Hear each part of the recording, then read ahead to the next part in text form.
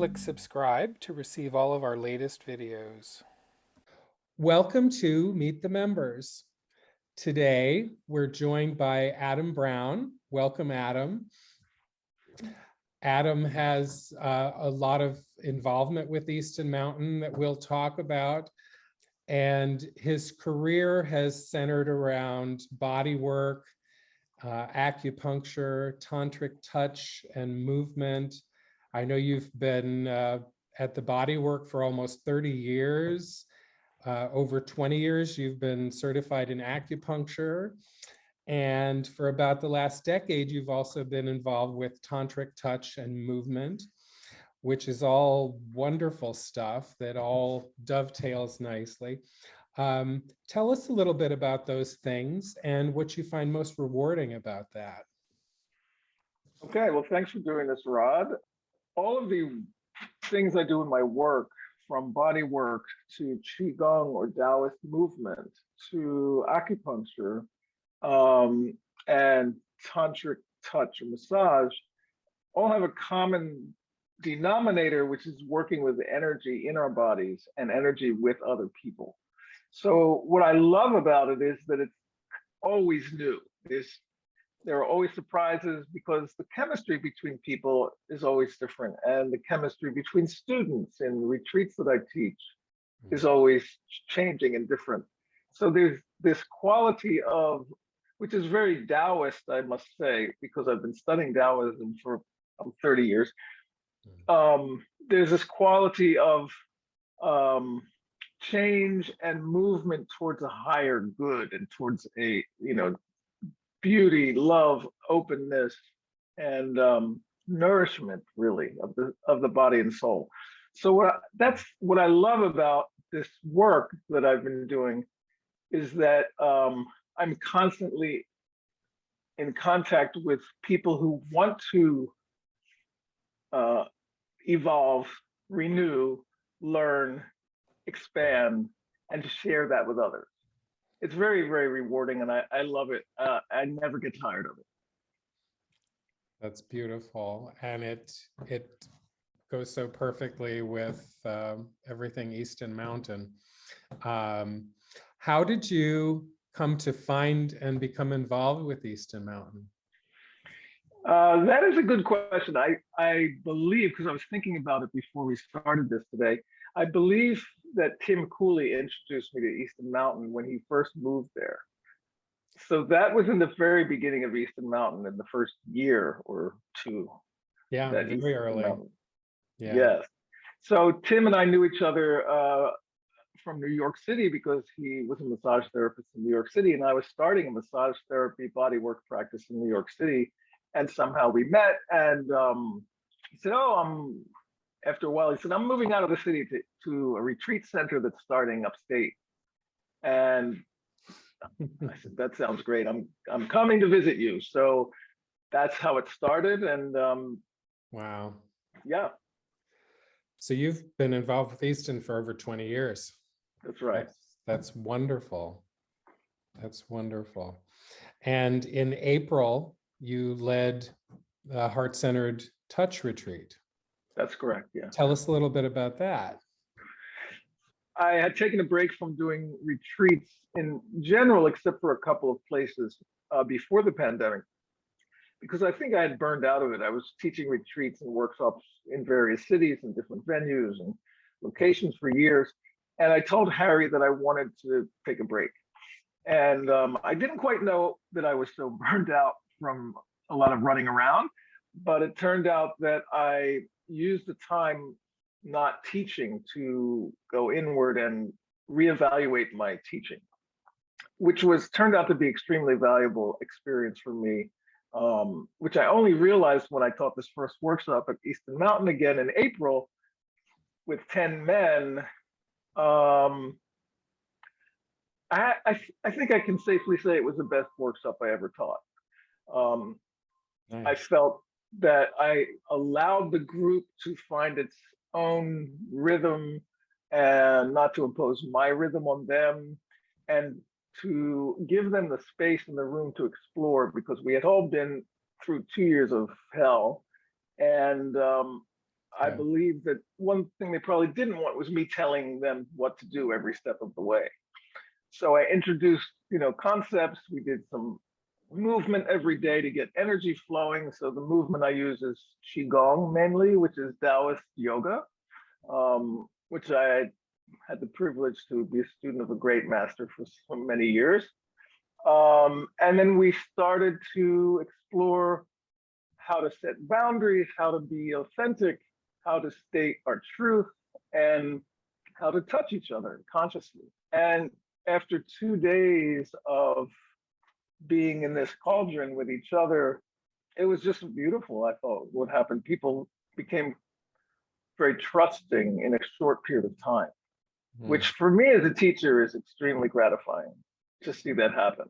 And I'm very clear that I didn't really make that happen. I just held or created a container, or held the space for them to create their own container for that to happen. Nice.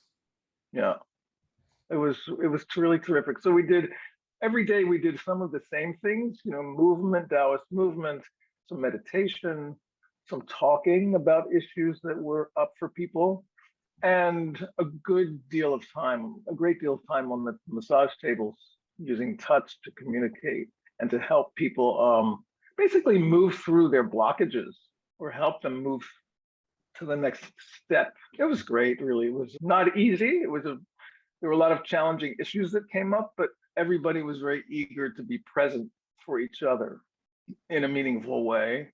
Yeah. And it was very, very satisfying, I thought.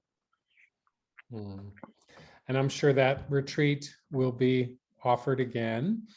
So after so many years of being involved with Easton and being here for retreats, what are your favorite things about the place? Gosh, there are a lot. I think the first thing that comes to mind is that when I arrive on the land welcomes me, but also people are all going there to be open and to be curious and to be in a transformative space, to have fun, to enjoy each other, and to let go of some of the constraints and of work and home and day-to-day life. So there's a feeling, as soon as I drive down that driveway, there's a feeling of I can breathe. I'm also going there to relax, even if I'm teaching, and relax meaning go at a slower pace. That's one of the great things about being there. The other thing I think is the communal meals, communal events. There's so much richness when a group is gathered at Eastern Mountain that it becomes food, really, like nourishment for the soul. Does. Yeah. Yeah. There are many other things I love too, like the hot tub and the sauna, and just taking long walks with new friends or old friends. Nice. So I know you are a photographer. Tell us a little bit about that if you want to, and what you love about it. Okay. Yes, I started making art with photography in 1980, and I went to school I got a bachelor's degree in art and photography and a master's degree in art when I came to live in New York. Nice. And I entered the master's program at the cusp of transition from analog to digital photography. I had a small camera, so I started to want to make larger images, but have a good resolution. So I started to collage and montage images together digitally. Most of them sourced from landscape imagery that I've taken, mostly in Cape Cod, some upstate. And I started to make different images from these landscape images. So I started to create kind of fantasy landscapes. My photography work became much more abstract and painterly, painting with pixels, basically, moving pixels around, blending them together, merging with other pixels and other imagery.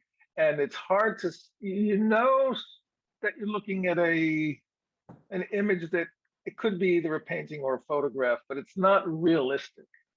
So this has been actually a great way to expand my mind and my thinking about making art with photography. So I've been doing that now for the last 10 years, I would say, collaging images together.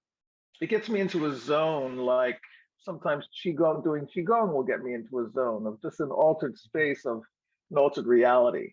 And making art is about that anyways, I feel. Yeah. So in a way, it's interesting that my art making dovetails with my practice, my tantric work and my Taoist work. Perfect. Like I try to be in my practice every moment of every day, and sometimes I'm more successful than others. That meaning, what does it mean to be in a practice? Is to be aware, and to be awake, and to be mindful of how I move in the world and how I interact in the world. So Tantra has been actually a great addition to things I've done in the past, because it gives me permission to be in the moment more and more. It's a good vehicle for that. Yeah. Heading toward wrapping this up a little bit, I want to say thank you for being a member of Easton Mountain.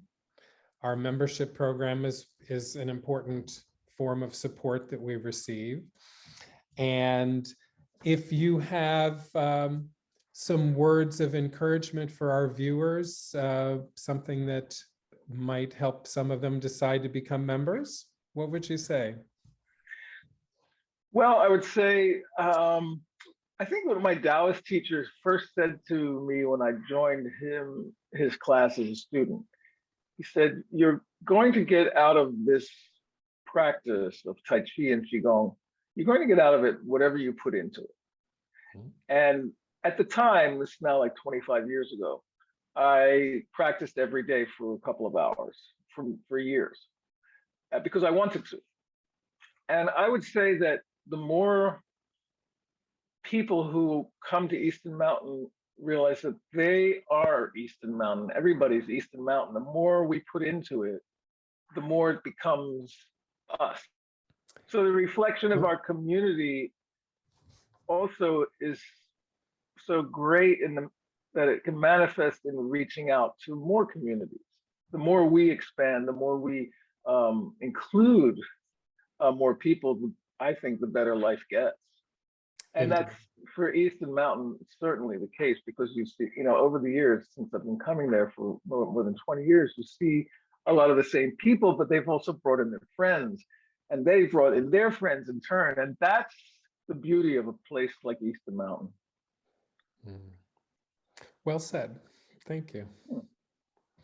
Thank you for joining me today. It's a pleasure. Pleasure. I appreciate it, and we'll see you back on the mountain. Okay, see you soon. Thanks. Meet the members. Thanks for watching.